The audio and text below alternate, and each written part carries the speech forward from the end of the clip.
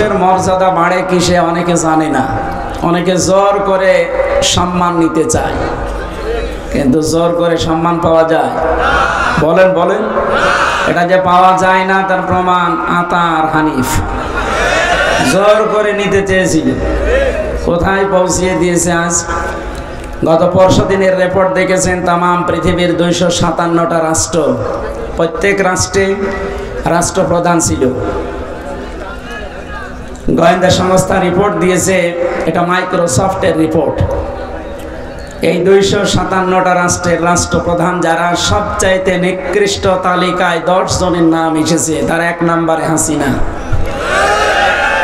আমি শেখ বলি না, একবারেই হাসিনা বললাম, কারণ ঘৃণিত মানুষদের নাম অত সম্মানে নেওয়ার দরকার নেই। তাহলে হযরত আবু জেহেল বলার দরকার।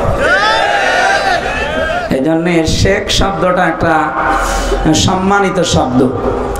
শেখ মানে বুড়ো। শেখ মানে কি? বৃদ্ধ, বুড়ো, মুরব্বী। আর একটা অর্থ আছে, শেখ মানে সম্মানিত।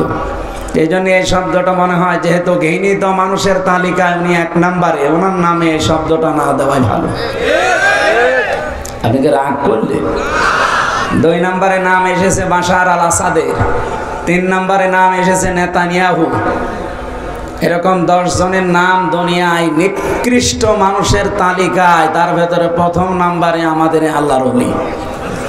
সুতরাং জোর করে মানুষের কাছে সম্মান নেওয়ার চেষ্টা যারা করে তারা বোকা। সম্মান মানুষ আপনাকে দেবে 2টা কারণে।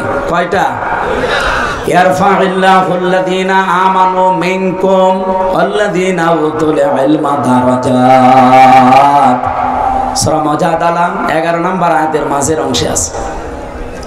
আল্লাহ রাব্বুল আলামিন জানিয়ে এখানে